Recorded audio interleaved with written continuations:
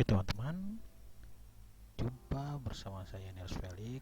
Pada saat ini saya akan membahas soal kemampuan umum JAT SKB Perawat CPNS tahun 2019 yang SKB-nya dilaksanakan pada tahun 2020 mulai tanggal 1 September kemarin ya.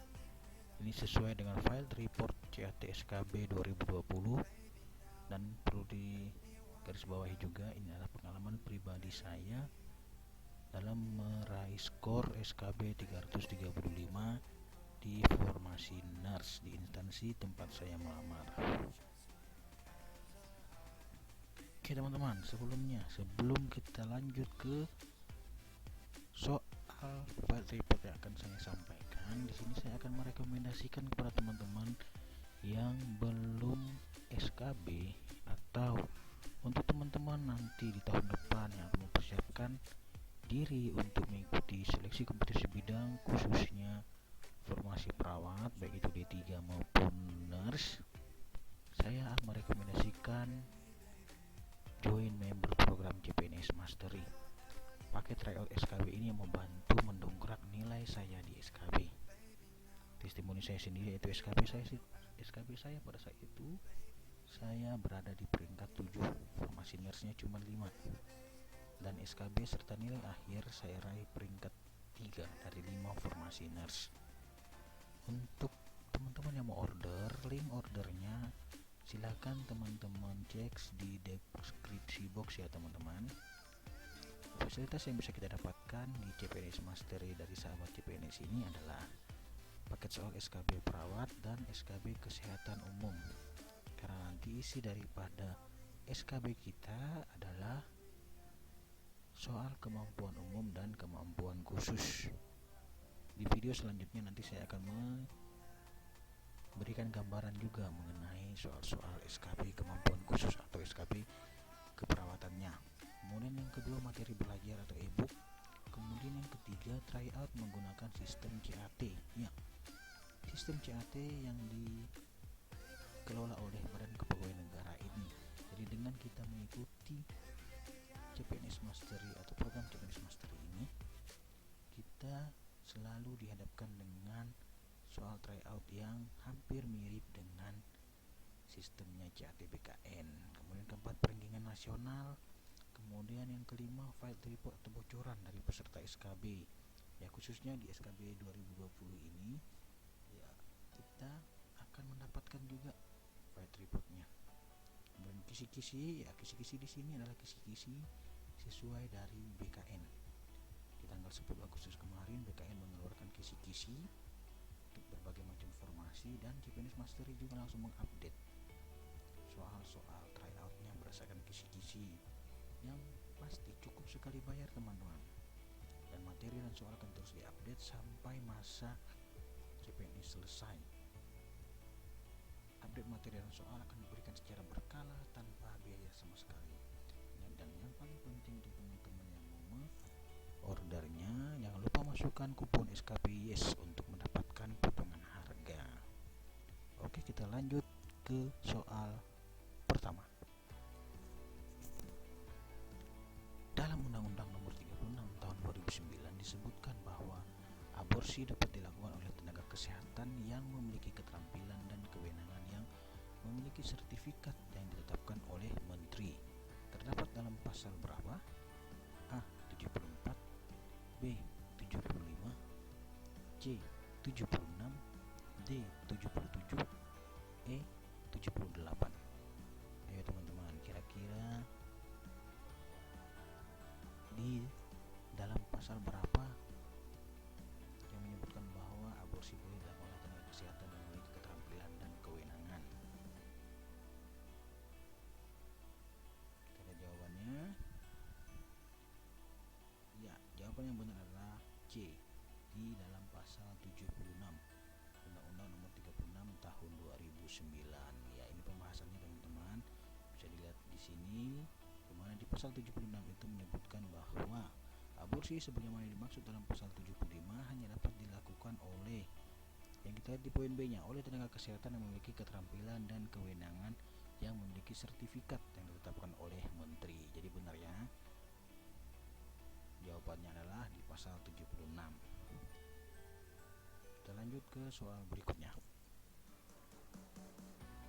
Salah satu aspek fundamental SDGs adalah A. Tanpa kemiskinan, B. Ekonomi dan sosial, C. Pendidikan, D. Kesejahteraan, E. Budaya. Kira-kira apa jawabannya teman-teman? Ya, jawabannya adalah D. Kesejahteraan. Kita lihat pembahasannya. Pembahasan aspek fundamental SDGs. Yang pertama, people, planet, prosperity, peace, partnership, atau yang biasa kita kenal dengan 5P. Manusia, bumi, kesejahteraan atau kemakmuran, perdamaian, dan kemitraan. Ya. Jawaban yang benar tadi adalah kesejahteraan atau kemakmuran atau prosperity. Kita lanjut ke soal yang nomor 3. Yang merupakan visi Kementerian Kesehatan Republik Indonesia pada tahun 2014 sampai 2019 adalah A. Terwujudnya Indonesia sehat, mandiri, dan berkepribadian berdasarkan gotong royong. B. Terwujudnya Indonesia yang berdaulat, mandiri, dan berkepribadian berlandaskan gotong royong. C. Terwujudnya kualitas hidup manusia Indonesia. D. Terwujudnya derajat kesehatan yang setinggi-tingginya. E. Terwujudnya masyarakat sehat, produktif, mandiri, dan berkepribadian berlandaskan gotong royong. Ya, jawabannya adalah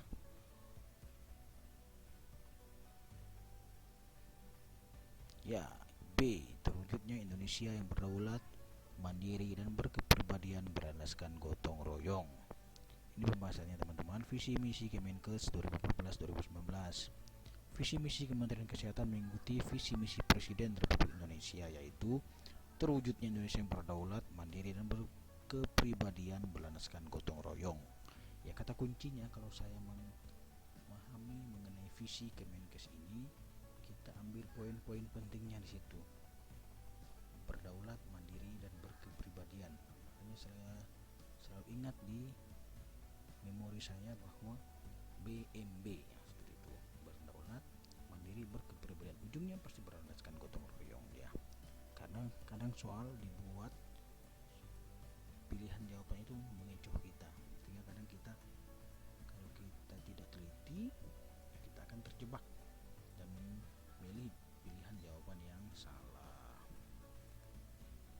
Soal keempat, salah satu upaya revitalisasi puskesmas yang sejalan dengan kebijakan Rencana Pembangunan Jangka Menengah Nasional 2015-2016 atau RPJMN bidang kesehatan adalah A. Peningkatan pembinaan upaya kesehatan puskesmas. B. Peningkatan sistem informasi puskesmas. C. Peningkatan bina gizi puskesmas. D. Peningkatan penelitian dan pengembangan kesehatan puskesmas. E. Peningkatan pengawasan dan akuntabilitas. Ya, kira-kira apa jawabannya? Ya, jawaban yang benar adalah peningkatan sistem informasi puskesmas. Kita masuk pembahasannya. Untuk menguatkan fungsi puskesmas, maka perlu dilakukan revitalisasi puskesmas dengan fokus pada 5 hal berikut ini. Yang pertama, peningkatan sumber daya manusia. Yang kedua, peningkatan kemampuan teknis dan manajemen puskesmas. Yang ketiga, peningkatan pembiayaan. Yang keempat, peningkatan sistem informasi puskesmas. Yang kelima, pelaksanaan akreditasi puskesmas. Kita lanjut ke soal kelima. Seorang pemuda yang merupakan seorang pecandu narkoba terlihat matanya memerah setelah menggunakan narkoba. Jenis narkoba apa yang dia gunakan? A. Sabu, B. Ganja, C. Heroin, D. Petidin, E. Morfin. Kira-kira ini jawabannya apa teman-teman? Kita lihat bersama-sama. Ya, jawaban yang benar adalah ganja. Kita masuk ke pembahasannya. Pembahasannya kita lihat tabel di bawah ini. Jenis narkoba berdasarkan efek terhadap susunan saraf pusat. Yang pertama, jenis stimulan, contohnya amfetamin, metamfetamin, atau istilah gaulnya sabu atau kristal. Efeknya mengakibatkan gangguan sistem saraf termasuk stroke dan serangan jantung. Jenisnya depresan, contohnya alkohol, benzodiazepin, opioid, opium, morfin, dan kodein. Istilah gaulnya itu brem, oplosan, bopeng, boti, mumbul, putau, si putih, etep. Ya, efeknya itu mengantuk dan kelelahan, penurunan fungsi kognitif dan memori, berkeringat, gelisah, sulit tidur dan sulit konsentrasi. Yang ketiga berjenis halusinogen, contohnya ekstasi, mushroom, bunga kecubung. Istilah gaulnya itu inek, magic mushroom atau jamur kotoran sapi. Efek itu menghasilkan satu spektrum pengalaman sensor yang terdiri dari sistem mempengaruhi mood dan proses berpikir. Jadi efeknya itu halusinasi ya. Kemudian lainnya contohnya ganja, mira, tokat, inhalan, lem, bensin, ketamin. Istilah gaulnya cimeng, gelek, cat. Efeknya itu sulit mengingat sesuatu, reaksi melambat, sulit konsentrasi, mata merah. Nah, ini mata merah ya, mengantuk, paranoid, dan cemas. Ya, jadi efeknya itu adalah ganja ya, mengakibatkan mata merah. Kita lanjut ke soal nomor 6. Undang-Undang Nomor 40 Tahun 2004 membahas tentang SJSN yang merupakan singkatan dari A. Sistem Jaminan Skala Nasional, B. Subsistem Jaminan Sosial Nasional, C. Sistem Jaminan Sosial Negara, D. Sistem Jaminan Sosial Nasional, E. Sistem Jaminan Sosialisasi Nasional. Ya, untuk soal ini teman-teman, di ujian SKB saya kemarin itu keluar, jadi memang kita perlu teliti sekali untuk memilih jawaban yang benar, karena pilihan jawabannya itu mirip semuanya. Maka jawaban yang benar adalah ya D. Sistem Jaminan Sosial Nasional atau disebut dengan SJSN. Ini pembahasannya teman-teman. Undang-Undang Republik Indonesia Nomor 40 Tahun 2004 tentang Sistem Jaminan Sosial Nasional ya, SJSN. Lanjut ke nomor 7. Yang termasuk upaya kesehatan masyarakat esensial puskesmas adalah kecuali A. Pelayanan promosi kesehatan, B. Pelayanan kesehatan lingkungan, C. Pelayanan kesehatan keluarga, D. Pelayanan gigi, E. Pelayanan pencegahan dan pengendalian penyakit. Ya, kira-kira apa jawabannya teman-teman? Ya, jawaban yang benar adalah D. Pelayanan gigi. Kita masuk ke pembahasannya. Ya, UKM esensial meliputi ya, ini tadi pelayanan promosi kesehatan, pelayanan kesehatan lingkungan, pelayanan kesehatan keluarga, pelayanan gizi, pelayanan pencegahan dan pengendalian penyakit. Ya. Jadi pelayanan gigi itu masuk ke UKM pengembangan. Ya. Oke, lanjut. Seorang balita tengah mengikuti posyandu ditemani oleh ibunya. Saat ini balita sedang ditimbang berat badannya. Di meja berapa kegiatan tersebut dilakukan? A. Meja pertama, B. Meja kedua, C. Meja ketiga, D. Meja keempat, E. Meja kelima. Ya, kira-kira di meja keberapa teman-teman kegiatan penimbangan dilakukan? Iya, di meja kedua. Kita masuk ke pembahasannya. Meja pertama di dalam sistem 5 meja di posyandu adalah pendaftaran. Yang kedua adalah penimbangan. Yang ketiga adalah pengisian KMS atau kartu menuju sehat. Meja keempat penyuluhan perorangan berdasarkan hasil dari KMS tadi. Yang kelima adalah pelayanan kesehatan, bisa berupa imunisasi, pemberian vitamin A dosis tinggi, pembagian pil KB atau kondom, pengobatan ringan atau konsultasi KB. Jadi jawaban yang benar adalah di meja kedua, penimbangan. Kita masuk ke soal ke-9. Ada berapakah indikator PHBS di rumah tangga? A6, B7, C8, D9, E10. Jawaban yang benar adalah ya ada 10 indikator PHBS rumah tangga. Jadi PHBS rumah tangga ini adalah merupakan sumber dari PHBS yang lain. PHBS, indikator PHBS rumah tangga. Yang pertama itu persalingan yang ditolong oleh tenaga kesehatan. Yang kedua pemberian ASI eksklusif. Ketiga, menimbang bayi dan balita secara berkala. Keempat, cuci tangan dengan sabun dan air bersih.